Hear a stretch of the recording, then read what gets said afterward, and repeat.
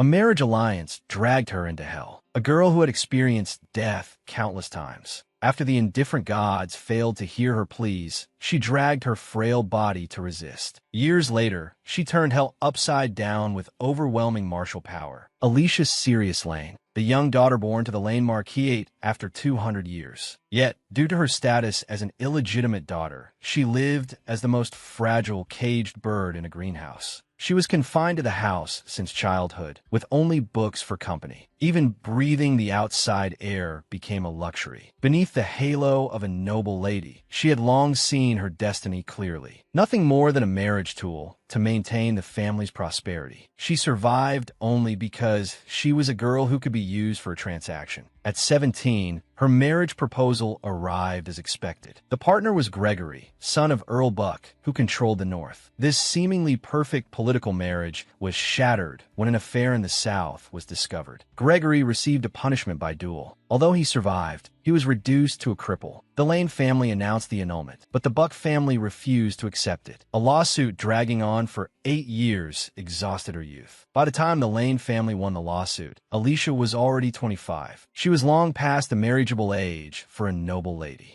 But her father's arrangements were never absent. This time, her marriage partner was changed to Grand Duke Recarte Tyson, that man who held the western border, known as the ruler of the land of golden death. He was also the emperor's half-brother. He had another nickname, the Grand Duchess Killer, because Tyson's previous 6 wives, without exception, all died accidentally before or after the wedding. Even Alicia, who never left the house, had heard those terrifying rumors. This was tantamount to sending her to her death. She clutched her skirt tightly, wanting to scream, "I don't want to marry, I don't want to die," but her voice was silenced by her father's cold gaze. Her wishes had always been meaningless. A torrential rain began to fall. The maid quietly combed her hair. Suddenly, a sentence broke the silence. "Miss, don't get married." After saying it, she hurriedly covered her mouth to apologize. Alicia only whispered, "It's okay. Let me be alone for a while." Ricard's efficiency was shockingly fast. Chests full of gems, betrothal gifts, and marriage documents had already been delivered to the room. The priceless gems proclaimed the owner's wealth. Just then, she noticed an ancient pendant in the corner. Picking it up, she realized it was a pocket watch. The moment she opened it, the surroundings were suddenly swallowed by darkness. Space began to twist and collapse. Alicia fell weightlessly. When she woke up, only boundless darkness wrapped around her. Water dripped on her cheek. Her fingertips felt a strange slipperiness. She wondered what it was. A strange sound suddenly rang out behind her. She turned her head stiffly and saw the most terrifying scene of her life. In the 350th year of the Benedict calendar, Alicia Sirius Lane fell into the hell of Silik. The girl, her face covered in filth, held her breath until the monster's heavy snoring began. She knew the only chance to escape had come. Since the day she fell into this purgatory, she had died countless times. In the past, a small wound needed a week to heal. But now, even if her body was torn apart, she would recover within a day. An undying body sounded like a gift. But for Alicia, it was the cruelest curse. Faced with endless torture, she couldn't even seek death. At first, it was pleading. She constantly begged the monsters, "Please let me live." But the repeated deaths caused a monstrous anger to well up inside her. What on earth did I do wrong to be treated like this? She tried to resist, but was torn apart time and again. Alicia decided to attempt an escape. She clenched her fists. Even if hope was slim, she didn't want to stay in this painful cycle of reincarnation. No, she had to succeed in escaping. The girl ran frantically towards the cave entrance, exerting all her strength, not daring to stop for a moment. When the light from the entrance pierced the darkness, she thought she could finally escape hell. The next second, a cold claw ruthlessly dragged her back into the abyss. She couldn't remember how many times she had died, until even the pain became numb. The sound of gnawing came from below her body. She thought self-mockingly, "I failed again." She became a hunting practice target for the monster cubs. These little monsters wouldn't kill with one blow. They would only nibble away at her body bit by bit, making her clearly feel the pain of every piece of flesh being torn away. In a trance, she remembered her engagement to Recarte Tyson, that Grand Duchess killer. If he knew she had now become an immortal being, would he kneel and beg to annul the engagement? After all, she was the perfect bride to help him get rid of the murderer title. Severe pain pulled her thoughts back. The The eating was exceptionally slow today. She was very afraid of pain. The girl suddenly froze. Since she hated pain, wouldn't it be fine to find a way to kill the other party first? Such a simple thing, yet she had only just realized it. Everything began to change from that moment. Picking up a sharp, hard white bone became her weapon. Monsters would die, but she wouldn't. The outcome of this battle was destined from the very beginning. She started killing from the weakest monsters, one after another. She died constantly and was resurrected ceaselessly. Every time she was torn apart, it made her next attack faster and more ruthless. Until one day, she finally stabbed the white bone fiercely into the mouth of that most ferocious giant beast. When Alicia found the pocket watch she had hidden, she discovered that only 20 days had passed. Yet, she felt as if years had gone by.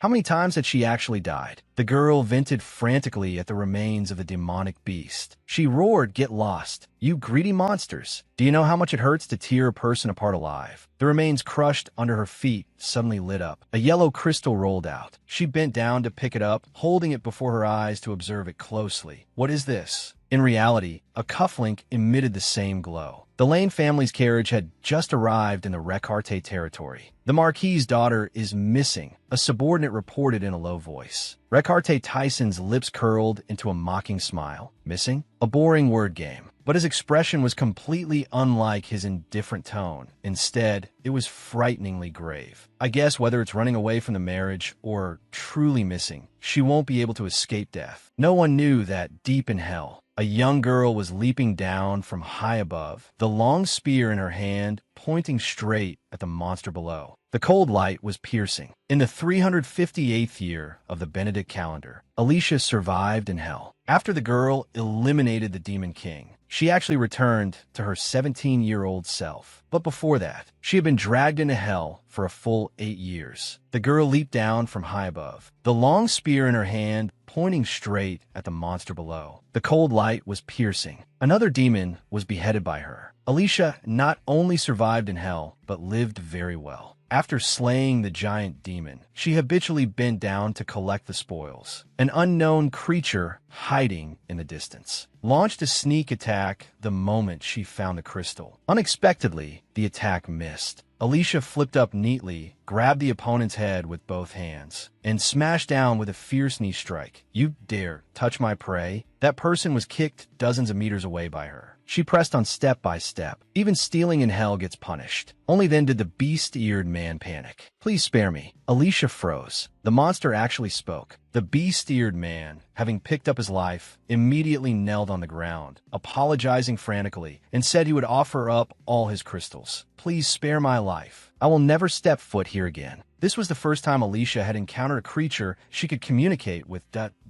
Oh, you know where this is. Silex. At this moment, she finally realized that the hell she had stayed in for 8 years had a name. Previously, her knowledge of this place came only from books she had read in the past. A crimson sky, the earth shrouded in darkness. Cracked black rocks. Even breathing felt like being scorched. She tossed the crystal she had just obtained. What are these? The crystals obtained from the monsters' bodies are magical. After eating them, the body becomes strong. These are crystals containing magic power. You actually just threw them on the ground so casually? Alicia raised an eyebrow. Are they very precious? You don't know how rare they are. These are the largest crystals I've ever seen. I'm afraid they are already close to Lord level. The beast-eared man thought greedily that if he could get these, he could become stronger. A sentence, "I'll give them to you," left him stunned in place. "What?" I said, "I'm giving these to you." He looked in disbelief. "Really?" "Of course. But first, you have to answer a few questions for me." From the beast-eared man's mouth, she learned that crystals were energy carriers of concentrated magic. To obtain stronger crystals, one couldn't just hunt ordinary demonic beasts, but had to find demons endowed with intelligence. They could control magic and become stronger by absorbing the energy of their own kind. And the strongest in the entire hell were the 4 great demons. Immediately, Alicia arrived at the western demon territory closest to her. The heavy door slowly opened. A raspy, mushroom-like voice sounded. "Cultivator, welcome to West Sila Castle. I am the Western Lord, Alec." Before the voice faded, Alicia threw her long spear. The spearhead pierced directly through Alex's skull. Her face was cold. I have no interest in self-introductions. The demon turned into a huge crystal, larger and purer than any she had seen before. This put her in a good mood. Which direction next? That side or the south? She shattered the crystal with her long spear, preparing to absorb the energy. But she suddenly froze. This feeling was exactly the same as when she first fell into hell. Wait, I haven't finished absorbing the magic power yet. When Alicia opened her eyes again, she had actually returned to her own bedroom. Just as she raised her head, she froze for an instant. She threw herself in front of the mirror, looking at the obviously younger face in the reflection, too shocked to speak. How did I become smaller? The pain from her ankle brought her back to her senses. When did I sprain this again? In fact, Alicia hadn't just become smaller. Even the power she gained in hell had disappeared along with it. It was as if time had turned back. That was the power she had obtained by painstakingly collecting crystals. Miss, it's Daisy. Can I come in now? Through Daisy, Alicia realized she had returned to the age of 17. For a moment, she didn't know whether to be happy or sad. Her weak body, combined with the huge shock, caused her vision to go black, and she fainted again. When she woke up, a lady was sitting by the bed. The girl mumbled, "I'm thirsty." The lady immediately brought her water. That person's voice was filled with worry. "Alicia, drink slowly. Your body hasn't recovered yet. I was very worried when I heard you suddenly fainted." Alicia was still a bit dazed. "Thank you, Mom." But this made the woman freeze. Alicia was not her biological daughter. When she first learned that her husband had brought an illegitimate daughter back, she found her in a rage. Just when everyone thought the madam would vent her anger on the illegitimate daughter, she crouched down and smiled kindly. "Hello, are you Alicia? I am your mother." At that time, she had long been indoctrinated by the maids with the idea that the madam was terrifying. "You must remember that nothing here belongs to you. You must absolutely not do anything rude." The madam was not angry at her rudeness, but instead smiled even more gently. "Did I come too suddenly?" Although the Alicia of that time liked this gentle and beautiful woman very much, she never dared to respond, and the guilt towards the madam gradually drowned her, because her existence was proof of her father's adultery. It wasn't until she fell into hell that she regretted her cowardice time and again. "Mom, please give me another glass of water." "Okay, Mom will get it for you right away. Do you need anything else? I'll prepare it all for you.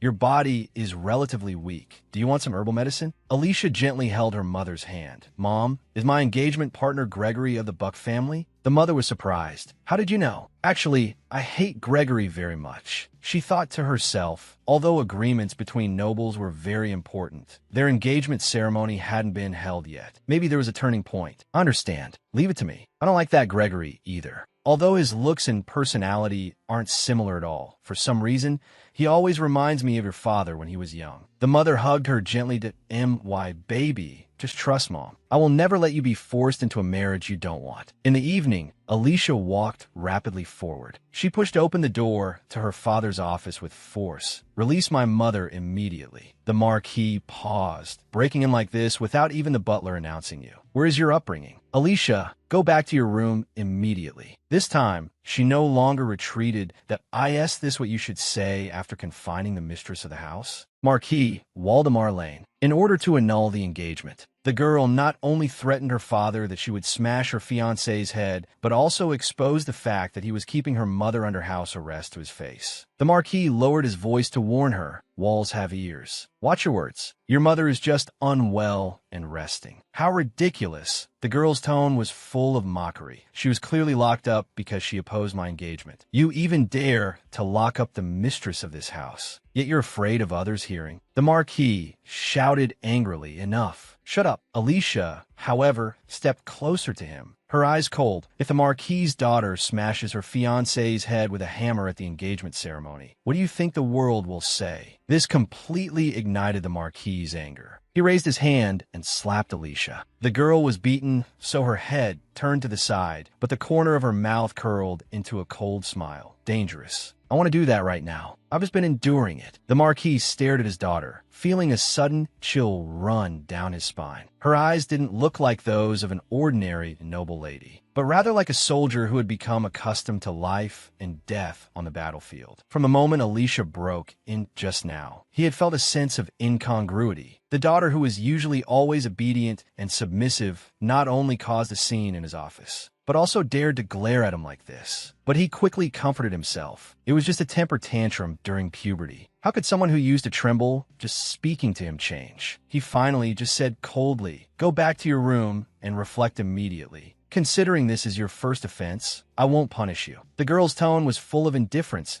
So what? This appearance shocked her second brother, Harry Morstan, who had just entered the door. That you're not worried that you won't be allowed to enter the main residence anymore. Worried about what? It's actually more comfortable not having to see that guy. Alicia changed the subject. Where's Mom? She can move freely now. She just can't come to the annex. She wanted to come see you, but was persuaded by Big Brother because he was afraid she would quarrel with Father again. The girl looked thoughtful. Big Brother doesn't have it easy either. So, now you see my situation. You can go back and report to Mom. Isn't that your purpose for coming here? No. Alicia, I came because I was worried about you. The girl froze. Are we close? These words dealt a heavy blow to the second brother. He forced a smile. You might not have realized it, but actually, I care quite a bit about my only sister. Alicia felt strange inside. Her brother actually cared about her. But this feeling seemed not bad. She had once thought her brothers would hate her because of her status as an illegitimate daughter. The corners of the girl's mouth raised slightly. It's really great that he's back. Through her second brother, she learned that her marriage was almost set. It only lacked royal approval and a formal public announcement. Oh, you hate this marriage that much? Alicia didn't answer, but instead brought up an old matter. Oh, you remember my debut in society? I fell on the dance floor, which made me the laughingstock of the banquet that day. Actually, no one would have cared. I just needed to stand up immediately. But someone took the lead in mocking me. That person was Gregory. My first appearance in life was ruined just like that. Harry's smile vanished instantly. If I go kill him now, will you feel better? No need, I don't care anymore. But thank you anyway. The more she let go, the heavier Harry's killing intent became. Since I can't kill him, what about a duel with him? Breaking one of his legs should be fine, right? At this moment, Alicia suddenly took out a letter. He was puzzled. What is this? Please help me give this to Grand Duke Tyson. Harry's pupils constricted. What exactly do you want to do? The girl smiled mysteriously. Please help me send it out in secret. Brother, you will help me, right? A few days later, in the Recarte territory, Grand Duke Tyson received a strange letter. His marriage status has never been made public and is a royal secret. But the letter warned him that his fiancée was physically weak and carried a dangerous virus. It's impossible for the Grand Duke's residence to have leaked the news, and the royal family hasn't made it public either. Tyson looked at the letter. Chun Sheng and Henrik stay here. Roderick, come with me out of the city. The adjutant was surprised. Your Highness, are you going to meet this person named Sirius? Tyson tapped the address on the letter that he even specified the location. Isn't that just telling me to go see him? Keep the entourage to a minimum. Roderick wanted to advise against it, but a command to stand down silenced him. After the butler and adjutant left, Tyson stared at the exquisite yet glaring pattern on the letter paper. He murmured in a low voice, Sirius, who exactly are you? Meanwhile, far away at the Lane Marquis, Alicia looked out the window. The letter should have arrived by now. She wanted to pull everything back on track before the tragedies of her past life could occur. Alicia borrowed a carriage from her mother, but just as they were nearing the destination, the carriage suddenly jolted violently. After just a few shakes, a severe headache struck abruptly. She had never experienced this while in hell. Is she really this weak now? The next instant, she sensed someone approaching. Daisy looked out the window. I'll go out and check. Just as Alicia tried to stop her, something cut through the air. Daisy fell to the ground with a thud. Alicia hurriedly helped her up. She was still breathing. Soon, she found a poison needle on Daisy's neck. It smelled of cinnamon and cypress. There was only one poison with this scent, and it shouldn't exist here. She muttered the name, Musto. The carriage door was suddenly pulled open, and a knight stepped onto the carriage.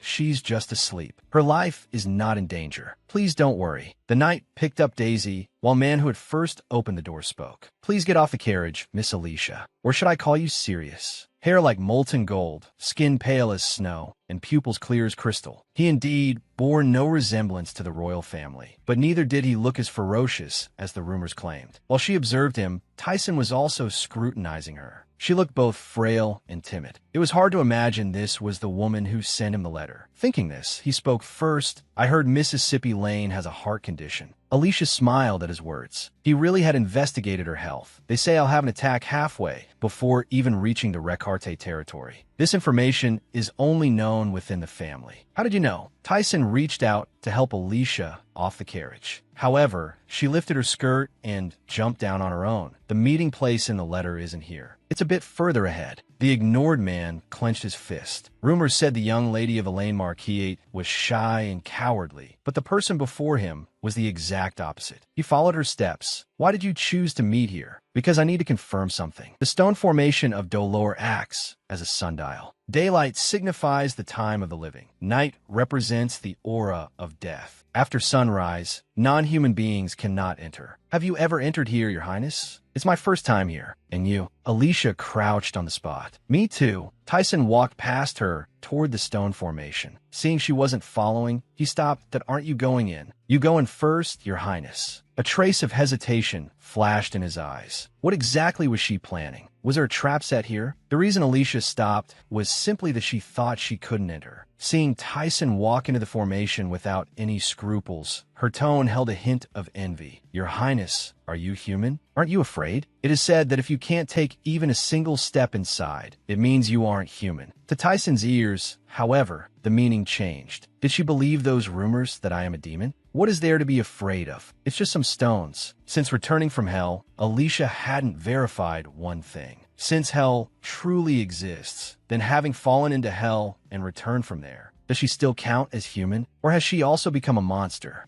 As she stepped into the formation, the anxiety she had held all along was laid to rest. She smiled radiantly.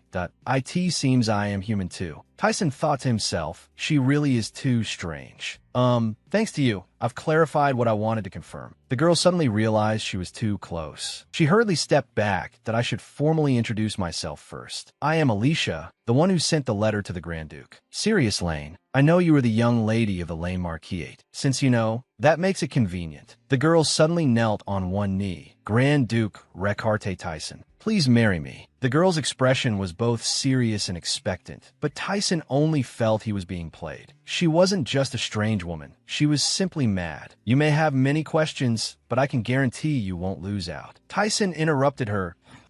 Oh, you think I came here just to listen to this nonsense? What a waste of time. Wait, you haven't even heard my proposal. There's no need. Aren't you curious how I knew about the royal marriage? Tyson still didn't turn back. Curious? Just then, the man suddenly stopped. His expression changed abruptly. It wasn't time for the curse to flare up yet. Was it because he was too far from his territory? Severe pain and deafening noise slammed into his mind. He had to go back quickly. Your Highness, what's wrong? Alicia reached out to support him, but was violently pushed away by him.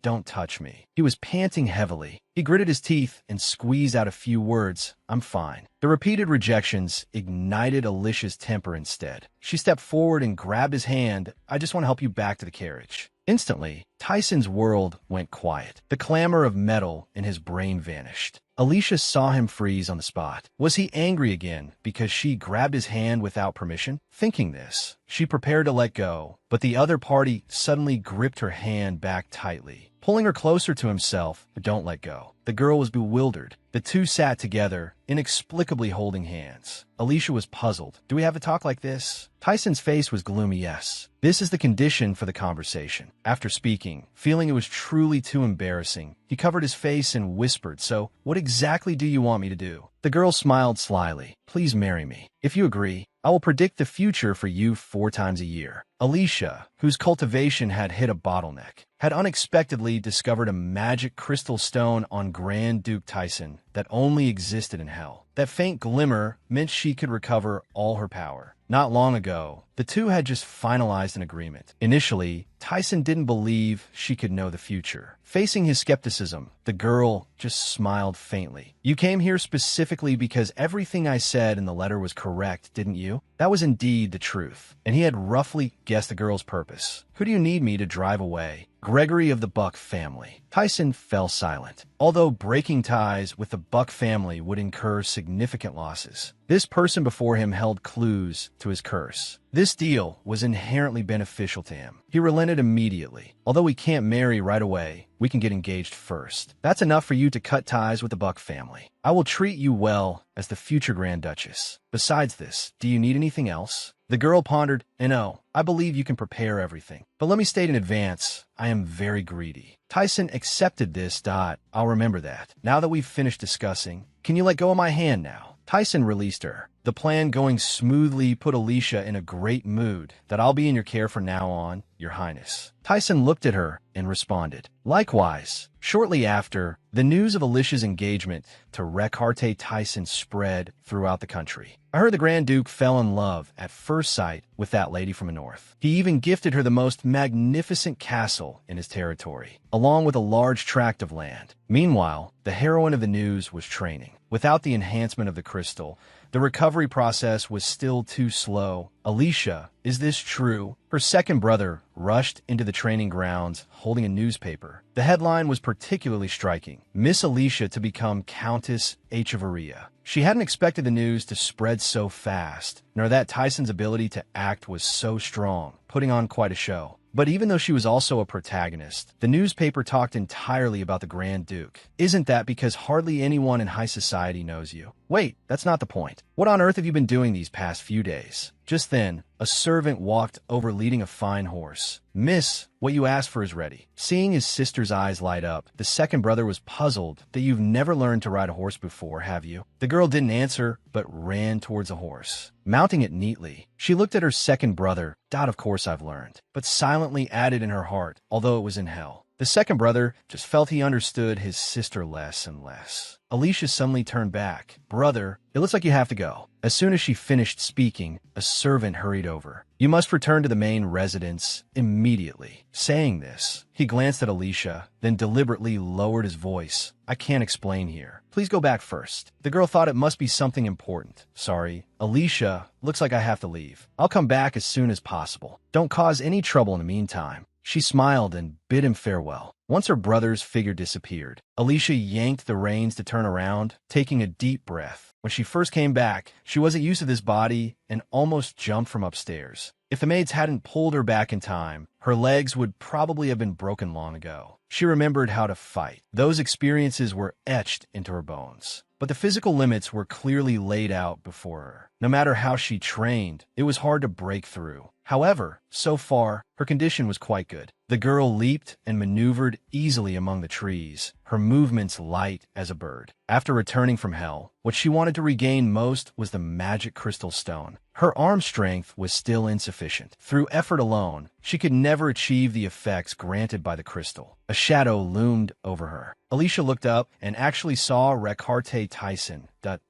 Members of the Lane Marquis all train like this? She quickly stood up, her tone carrying a bit of surprise. Why are you here? Tyson extended his hand to her.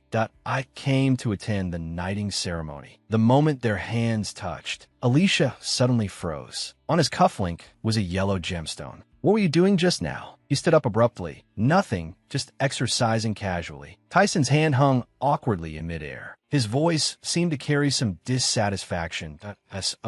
Special training that most of the Night Order can't complete is just exercising casually to you, miss. Stop. Let's end this topic here, shall we? Seeing the girl change the subject again, he was somewhat helpless, but didn't pursue it further. Let's pick the leaves off your head first. Here or here? The man sighed. Please forgive my rudeness. He reached out and removed the leaf for her. It's fine now. But the next second, Alicia suddenly leaned in close. Tyson retreated in panic. He momentarily failed to notice the steps beneath his feet and fell backward. Alicia threw herself into his arms. The girl murmured, I thought I saw it wrong. She clasped Tyson's hand, as if afraid he would run away. The man was completely flustered. Miss Alicia, please let go of me. Unexpectedly, just as she let go, she grabbed his wrist again. Your Highness, can you give me this cufflink? She definitely hadn't seen it wrong. Embedded in it was a magic crystal stone, facing his fiancée's active seduction. He was clearly panicking inside, yet he insisted on pretending not to care. Just a moment ago, when he heard Alicia asking for his cufflink, Tyson instantly calmed down. Unfortunately, this is a family heirloom, so I cannot give it to you. Alicia raised an eyebrow. Yes, that's so. She was contemplating whether to just snatch it directly. When she heard him speak again, please get up first. He turned his face slightly away, redness spreading from his cheeks to the roots of his ears. Alicia jumped away quickly as if burned, repeatedly saying sorry. Tyson straightened his clothes, which she had messed up. It's okay. Although I can't give you this one, there should be similar gems in the Tyson territory. I will find them and give them to you as a gift next time. time. Hearing there were more, Alicia immediately dismissed the thought of snatching it. She caught up with Tyson, her tone cheerful.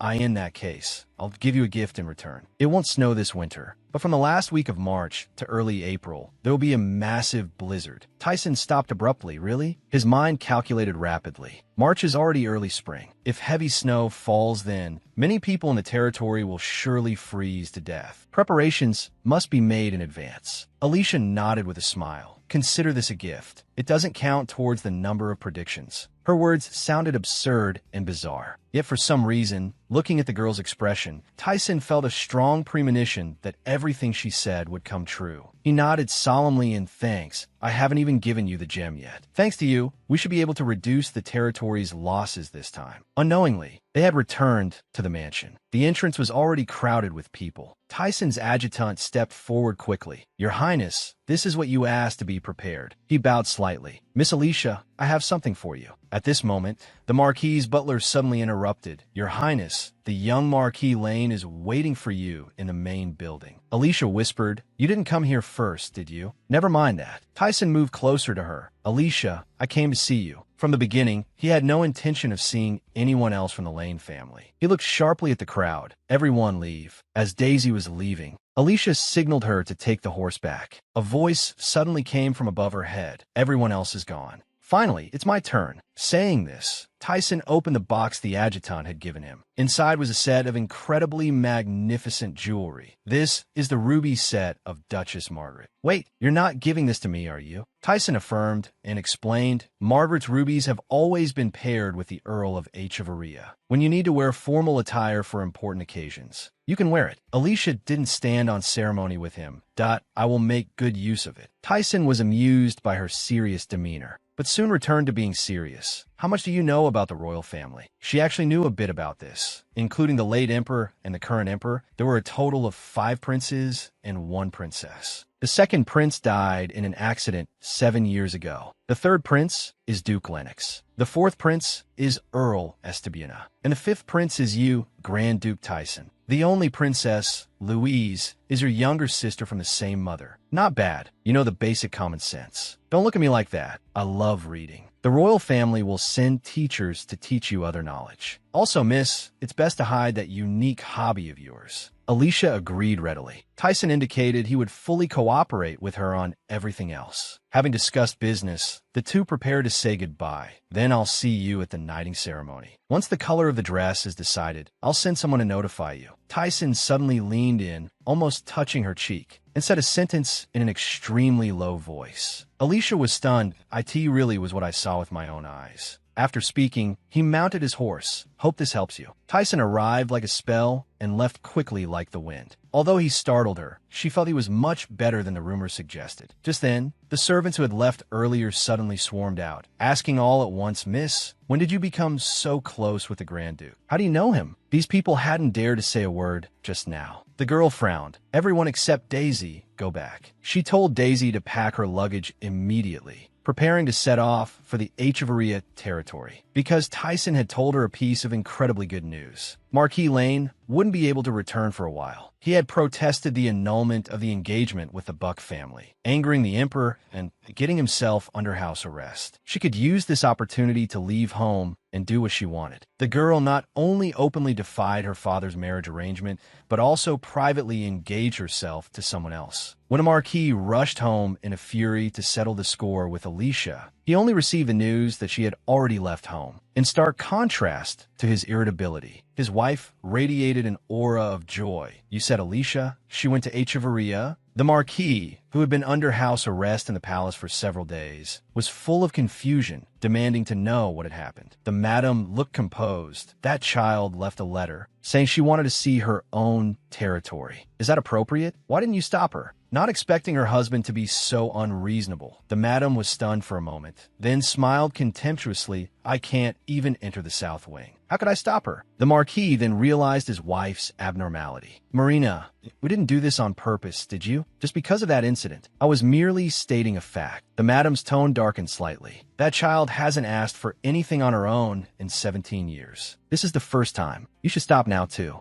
Don't treat the children as tools of the family. Enough. The Marquis stood up abruptly. That's the end of it. As a member of Lane, dedicating oneself to the family is an obligation. I will send someone to bring her back. However, after she returns, her access to the annex is up to you. Sighing at her husband's retreating figure, the madam finally relaxed. He must have helped Alicia buy a little more time. She just didn't know where she was now. No one expected that Alicia, who was supposed to go to the territory, was actually in the imperial capital at this moment. Tyson had arranged for a royal etiquette teacher and accommodation for her. Daisy was full of confusion. Miss, aren't we going to Echevarria? Alicia chuckled and shook her head. The investiture ceremony is imminent. How could I really go to the territory? Daisy, let's go shopping first. The so-called trip to Echevarria was just a smokescreen she deliberately left behind. Using memories from her past life, Alicia quickly found Catalina, a genius perfumer who was not yet famous, but would become renowned in the future. After a pleasant conversation with her, she bought a perfume and extended an olive branch to Catalina in advance, hiring her to make perfumes in her residence in the future. Alicia intended to invest in her beforehand, but this wasn't her ultimate goal. After sweeping through the shopping street, Alicia stopped at an inconspicuous shoe store. The owner was a middle-aged man. What do you need? Alicia answered, I'm here to order embroidery. Judith, there's a guest. It turned out a hidden embroidery workshop was on the second floor of the shoe store. Accompanied by light footsteps, a girl with silver white hair appeared. But if you want to see embroidery, please come this way. Sorry, it's a bit messy here. Judith tidied up the embroidery threads on the table.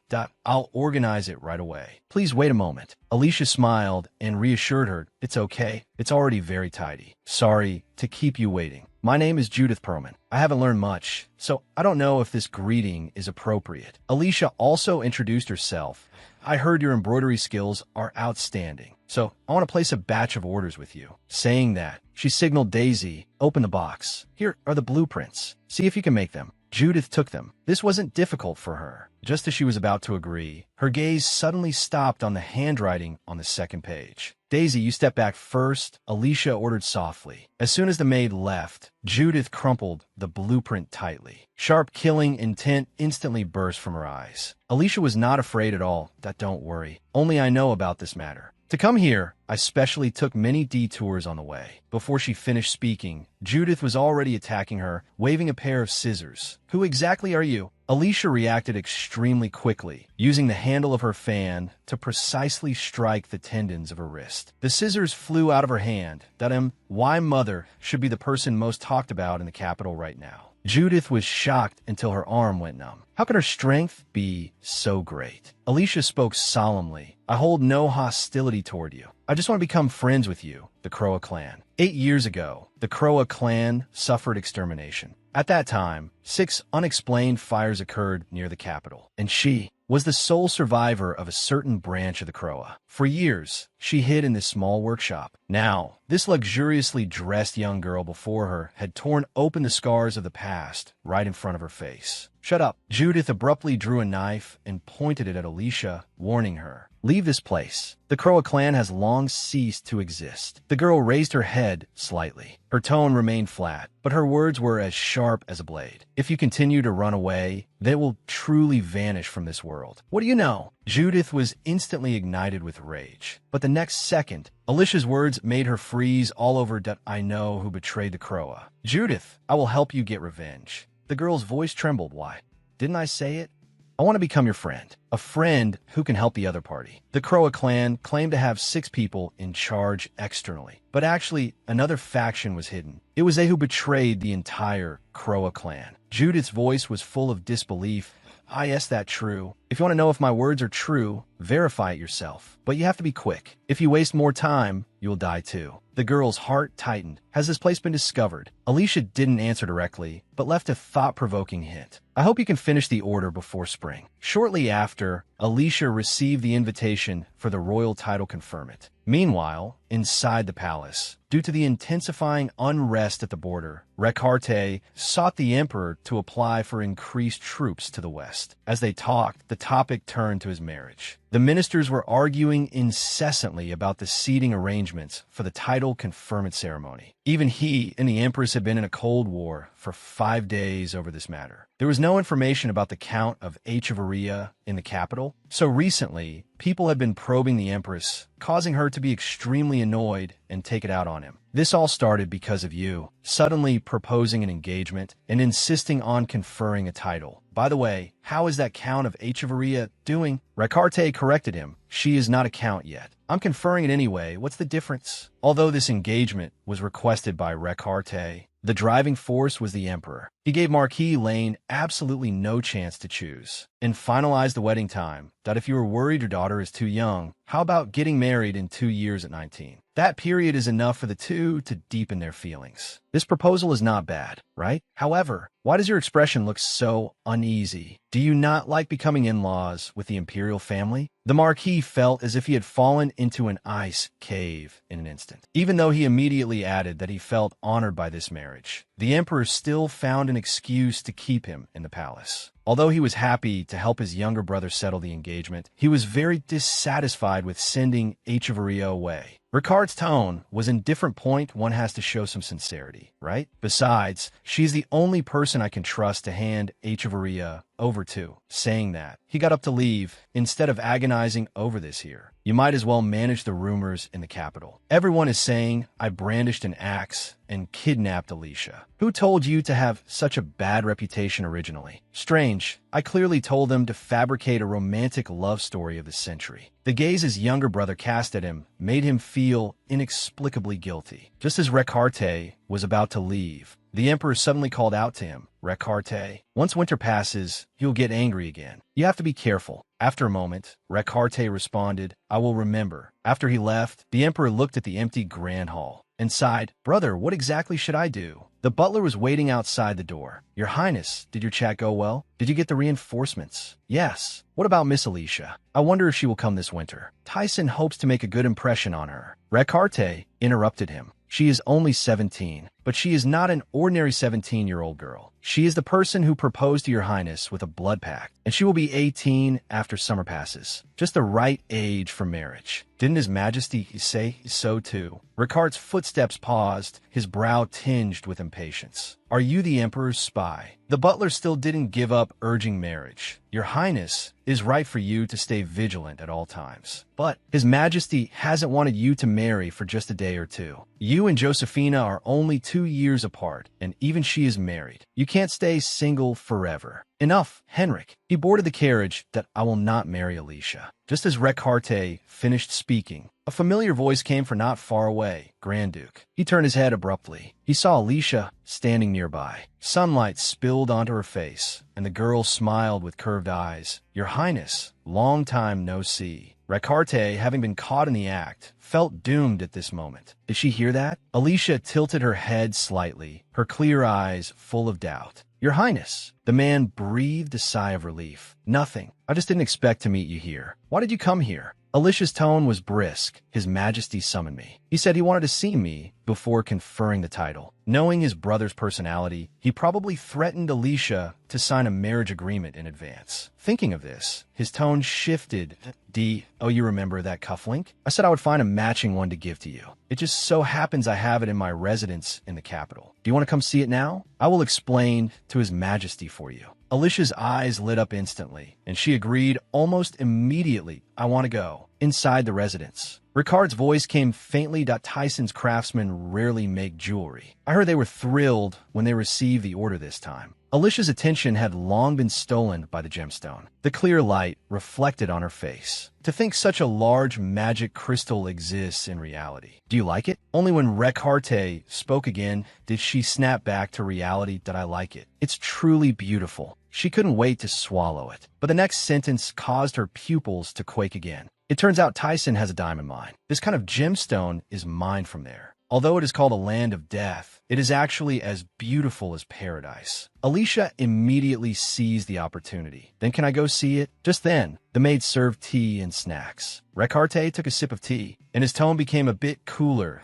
I have to return to Tyson immediately after the investiture ceremony ends, so I might not have time to say much to you then. She knew Recarte rarely left his territory, but leaving right after the ceremony was too rushed. Then when will you come to the capital again? Probably after next spring. If there is anything, we can write letters. Having finally learned the whereabouts of the magic crystals, she didn't want to miss it. Can I go to Tyson with you? Echevarria in the south is more suitable for spending the winter. You should go there first to adapt. Alicia secretly grumbled. You might as well just say don't come. She wanted to fight for it, but on second thought, there would be plenty of opportunities later. No need to rush this moment. I understand. Upon parting, she remembered something. Your Highness, I've chosen the color for the dress. Recarte nodded that I will take note of it. Then I look forward to your Highness's formal attire. Usually, Recarte always try to keep a low profile. The butler was somewhat gloating. You can't just wear whatever you want this time. So on that day, the two stood outside the hall. Ricard's voice came,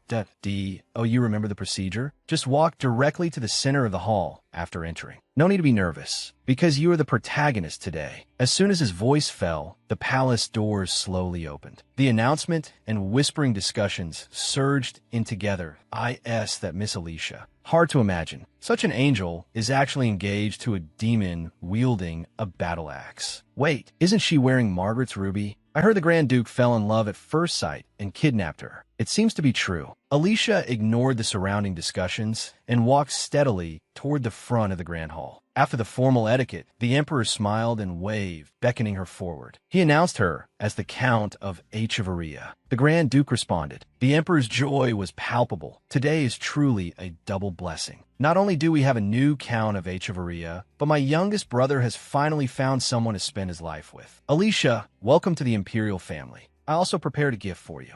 As the box opened, Ricard's brows furrowed instantly. Lying quietly in the box was a bridal veil only used for important royal occasions. His brother was determined to have Alicia enter the imperial family. The surrounding discussions exploded again. At this moment, the Empress suddenly spoke. Grand Duke Tyson, I heard you are returning to your territory immediately after the ceremony. Yes, Your Highness. The border cannot be left unguarded. I must return as soon as possible. Separating right after getting engaged, it's truly heartbreaking. The Empress's tone shifted abruptly. Why don't you invite your fiancé to go to Tyson together? Alicia finally swallowed the magic crystal, and the monster that should have been confined in hell actually broke the boundary and appeared in the human world. Not long ago, because of a word from the Empress, Alicia embarked on the journey to Tyson. When they arrived at the territory's border, Tyson's knights came to meet them. She proposed that she wanted to ride a horse herself. At first, the knights didn't take it seriously, although she rarely appeared in social circles. Everyone in the empire knew that the lane Marquis had only welcomed this daughter after 200 years of silence. In everyone's eyes, this delicate young lady, let alone riding a horse, probably hadn't even touched anything heavier than a soup spoon. But the next second, everyone's inherent perception was shattered. The girl whipped the horse and rushed out instantly, let alone protecting her. The entourage couldn't even catch up to her horse's tail. Suddenly, the lead knight's expression froze. He yanked the reins tight and roared to the side, "Go find His Highness immediately. Say that Miss Alicia went into the forest alone." Before he finished speaking, he also took another knight and chased deep into the forest. Soon, they found Miss Alicia in the forest. This forest was a forbidden zone, but the girl stood motionless, staring ahead as if she hadn't heard anything. Suddenly, the roar of a wild beast pierced the air. The horses were frightened and manic. The knights instantly drew their weapons, shielding Alicia behind them. Demonic beasts, Cockins. They had the appearance of wolves, but their bodies were as hard as rock. Damn it. The knight's face darkened completely. Protect Miss Alicia. We must hold out until Grand Duke arrives. While speaking, the two rushed toward the demonic beast together. The metallic clang of sharp blades colliding with the monster's bodies exploded in the forest. A knight's spear had just pried open a beast's defense when the monster suddenly retreated. Two new Cockins instantly surrounded them. Under the disadvantage of 3 against 1, the spear was fiercely knocked away, landing with a clang at Alicia's feet. The girl bent down to pick it up, maintained quite well. "Lend it to me." Just then, The demonic beast behind her suddenly opened its giant maw. The knight shouted in terror, dodged quickly, but the next second, the girl actually vanished into thin air. She flipped backward into the air, her body tracing a neat arc, and landed steadily on the monster's mouth full of fangs. Alicia tapped the monster's body lightly with the spear. Their skin is too hard. Blind attacks will only ruin the weapon. You have to attack the weak points, like the eyes, the mouth, and the gaps in the body. As her voice fell, the spear fiercely stabbed into the monster's mouth. A cracking sound rang out. The girl landed lightly. Like this, you can easily solve them. The knights were shocked beyond measure. The frail girl they thought they needed to protect actually killed a demonic beast with a wave of her hand. As if sensing the arrival of a strong enemy, all the Cockins suddenly switched targets. The two knights took the opportunity to adjust their state. There was not a trace of fear in Alicia's eyes, only excitement for battle. Sure enough, after learning the beast's weaknesses, the situation began to reverse. She glanced at the knights while fighting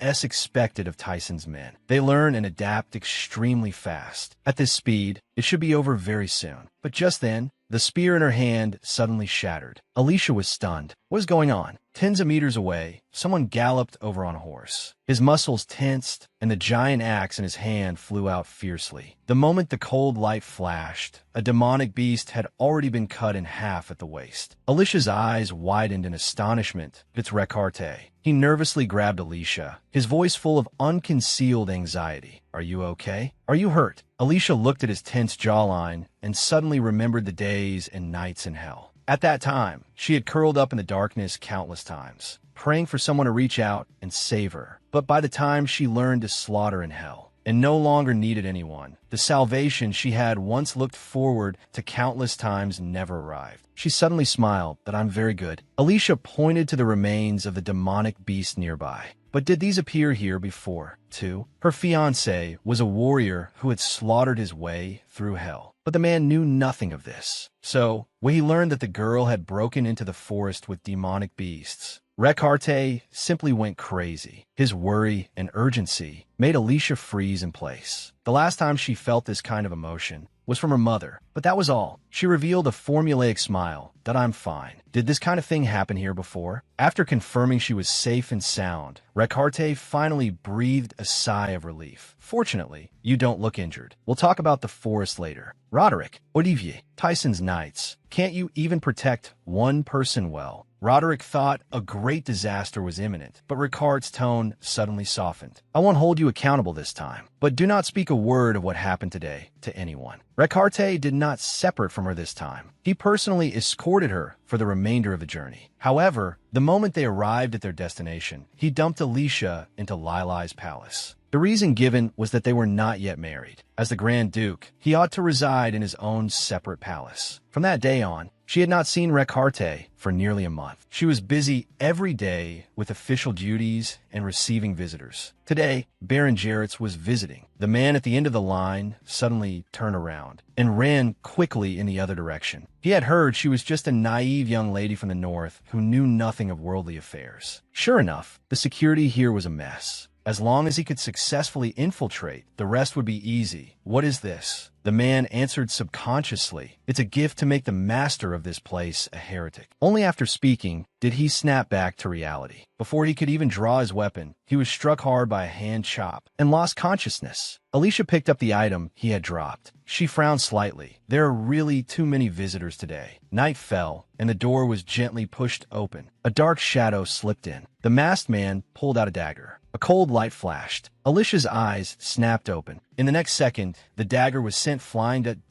Oh, you have any idea how many people have come before nightfall? The girl's tone was lazy. It's fine to come looking for me, but at least let me get some sleep. The assassin was stunned at first, then smiled in realization, and oh wonder the others didn't come back. I didn't expect the future Grand Duchess to be such a monster, but this time I came fully prepared. I won't let you survive. Before he could finish his sentence, a new assassin actually attacked him. A familiar voice rang out. I shouldn't be too late.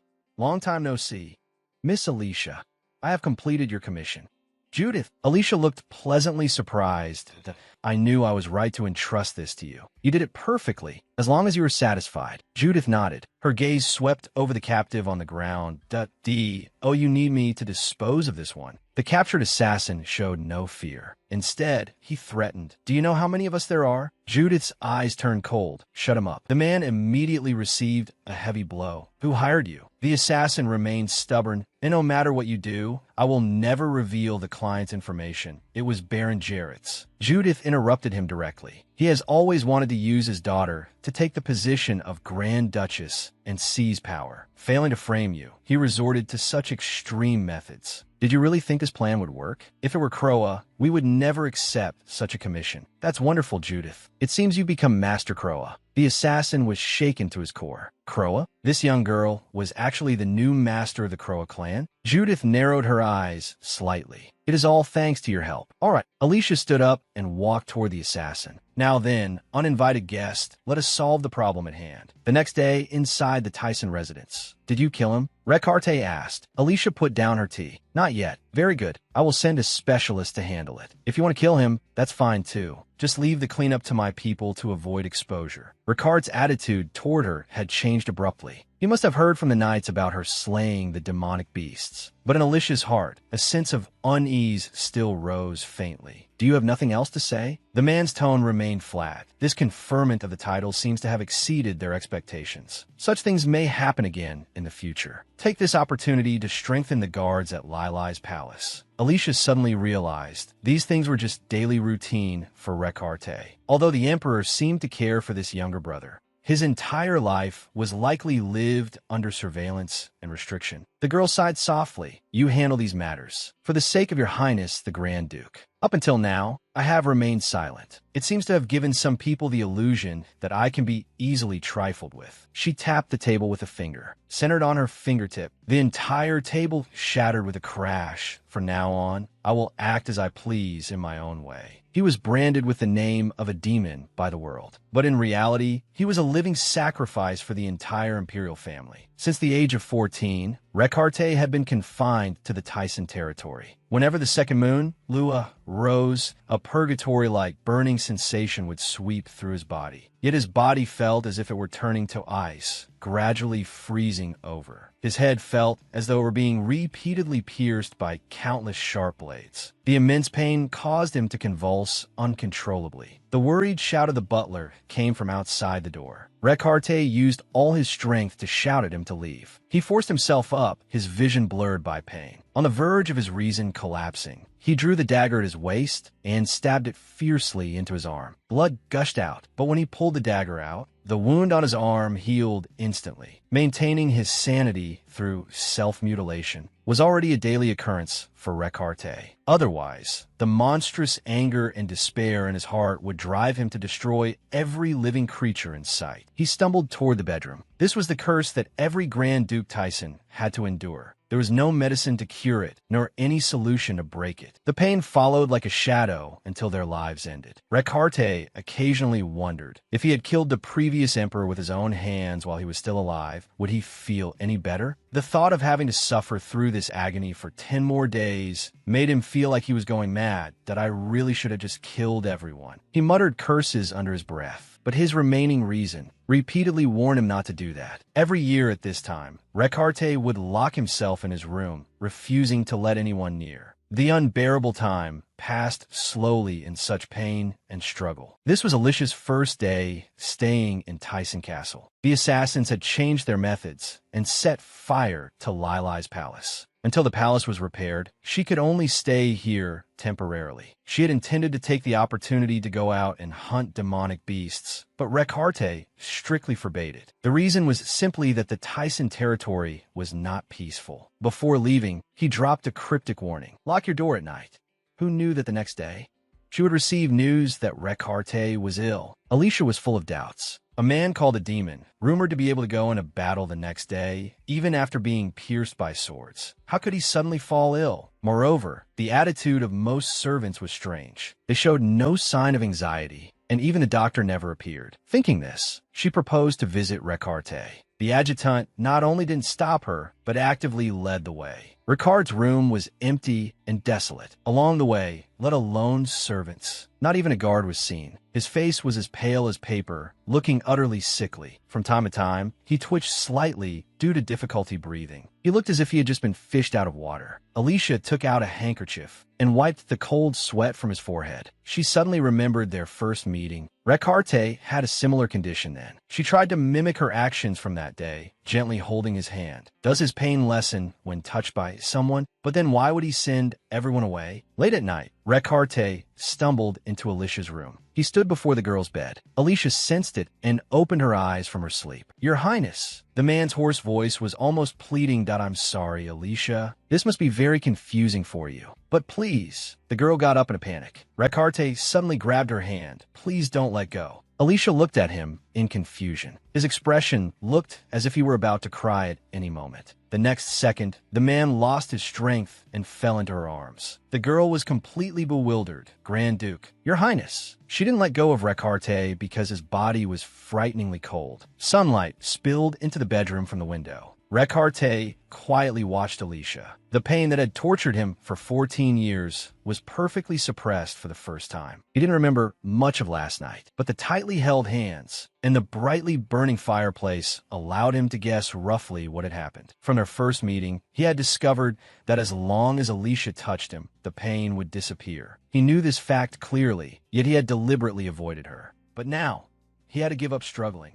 This person was his only salvation. Recarte gently touched Alicia's cheek with the back of his hand. The girl's eyelashes trembled slightly. He was startled and hurriedly withdrew his hand. Not long after, Alicia woke up. She had hardly slept at all last night. The girl suddenly remembered Recarte. His voice came from beside her. "It's okay to let go for a moment." Recarte looked at her, a long-lost smile appearing on his face. You want to rest a bit longer?" Alicia was still somewhat worried. "Are you better now?" She held his hand again. "I should be the one asking if you are uncomfortable." The girl smiled briskly. "I'm fine." Recarte was silent for a moment before suddenly speaking. "I know you must think I'm very strange right now." Alicia shook her head in, "Oh, Your Highness. Rather than strange, I am curious. Can you tell me what happened to you?" Ricard's eyes darkened. He spoke slowly. "All right, but promise me you won't tell anyone. Although I don't know the exact reason, I'm bound to this place. If I leave Tyson, I cannot survive." Even though his eyes were full of love, he spoke cruel words in the gentlest tone. "Alicia, do not marry me. Just now." Recarte had confessed the secret of the curse to her. If he left Tyson for a long time, he would die from the curse intensifying.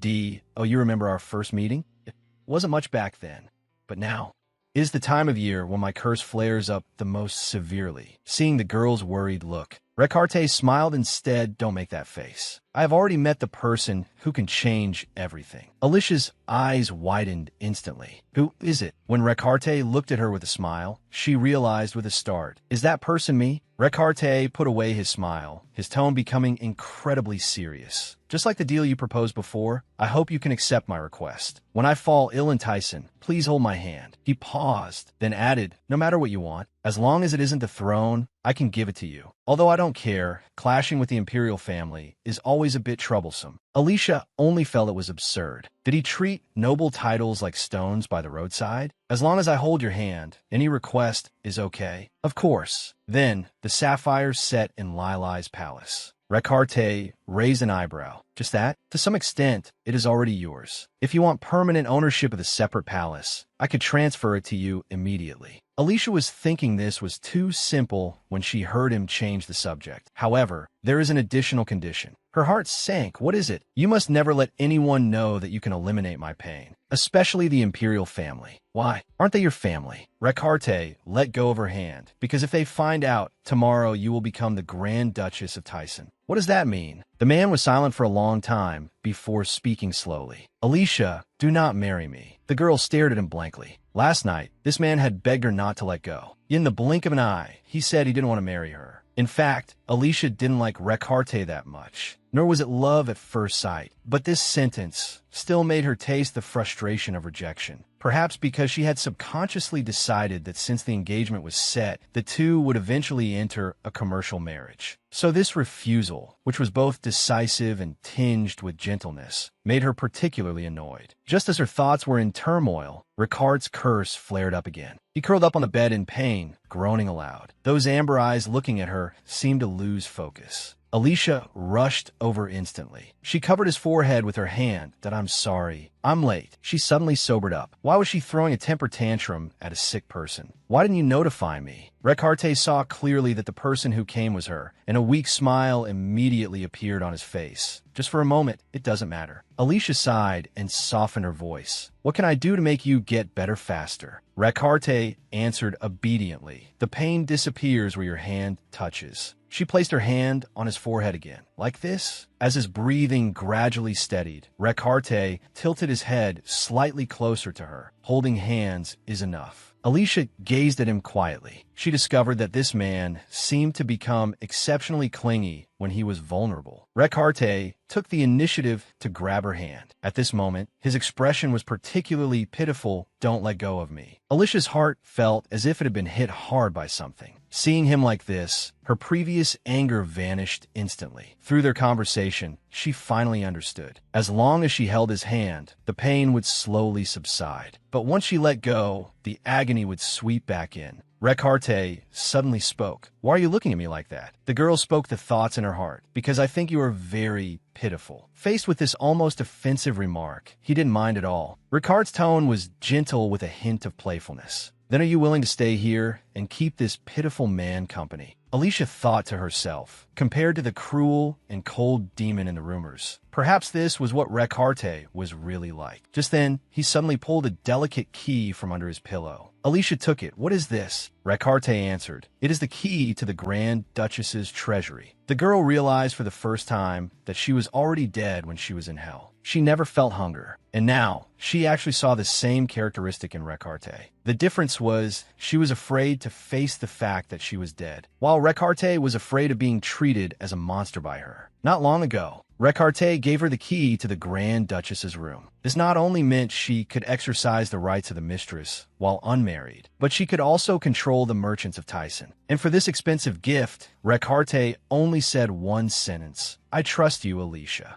This made her feelings extremely complicated. On the fourth day of living and eating together, the girl asked, "So, it takes 10 days in total?" "Yes," Recarte answered while braiding her hair. "But Alicia, why let me braid your hair?" The girl lowered her head. "That I'll be more comfortable this way. Because we have to keep holding hands." Recarte and Alicia using one hand each to braid hair. It was simply a disaster. But the biggest problem was washing up. No matter how fast she moved, when she came back, she would always see Recarte in pain. Simply put, because of him, Alicia couldn't bathe normally. The man blushed and apologized. "I'm sorry. It's all because of me." The girl turned her head sideways. "I didn't say that to make you apologize. Fortunately, the servants cooperate, so it's not too unbearable. However, there is something I am curious about." Recarte gazed at her. "What is it?" "In the past, without me, how did you survive this period?" Alicia looked up at him. Was there no medicine to relieve the pain? Recarte suddenly let go of her hand and reached for his waist. Alicia's eyes went cold, and she instantly pressed back the short sword he had half drawn. Both of them froze. She had launched a defense purely on instinct. Recarte immediately explained, "Don't worry. I wasn't going to attack, but don't be scared." A cold light flashed. He actually used the short sword to pierce the back of his own hand, but the wound, gushing with blood, healed instantly. Alicia was struck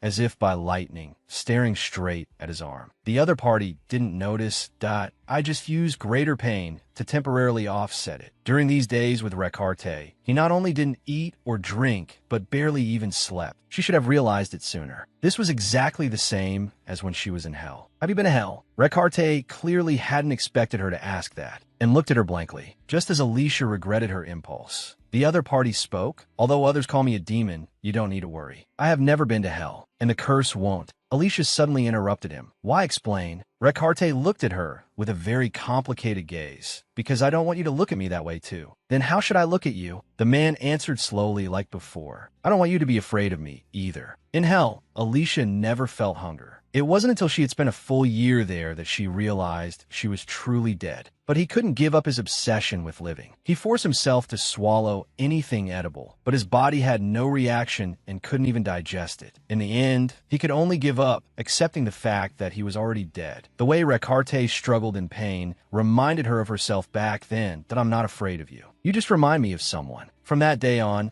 Alicia began making simple requests of Recarte, like eating together. When Recarte hesitated, She would threaten him, "Didn't you promise that as long as I held your hand, you'd do anything? Should I propose to you right now?" Hearing the word marriage, Rekarte was so scared he immediately sat down obediently to Ali. He picked up a spoon with a trembling hand. "Your Highness, is eating painful for you?" "No, I'm right-handed." Alicia was amused. "Then you can sit next to me." On the premise of not letting go, they slowly found a comfortable way to get along. Rekarte told her many things about the Tyson territory, as well as information about the imperial family. Just as the curse cycle was nearing its end, an urgent report suddenly arrived from the imperial palace. The emperor wanted his mistress to give birth inside the palace. And this woman's father, Marquis Manhwa, was precisely Ricard's greatest political enemy. At this moment, Alicia made her third prophecy to Rekarte. The demon Grand Duke, single since birth, was hugged by a member of the opposite sex for the first time. Rekarte froze in place, as if immobilized. It wasn't until Alicia's voice rang out that he suddenly snapped back to reality. With only 2 days left until the end of the curse cycle, a piece of joyous news from the palace broke the calm. The daughter of Ricard's greatest political enemy was pregnant with the emperor's child. Marquis Manhwa led the late emperor's old faction. He stood as an equal power within the empire. If his daughter gave birth to an heir in the palace, this fragile balance of power would completely collapse. Early the next morning, Rekarte packed light, preparing to rush back to the imperial capital. Unexpectedly, Alicia followed close behind. The girl smiled innocently, yet it made him inexplicably nervous. She took the initiative to hold his hand, demanding to accompany him on the grounds of the curse. Rekarte was just about to refuse when a sharp pain shot through his brain. He held his breath, enduring it. The next second, Alicia hugged him tightly. "Do you feel better?" Rekarte froze. "What? Has the noise in your head disappeared?" He nodded stiffly, saying yes. Alicia gently stroked the side of his face.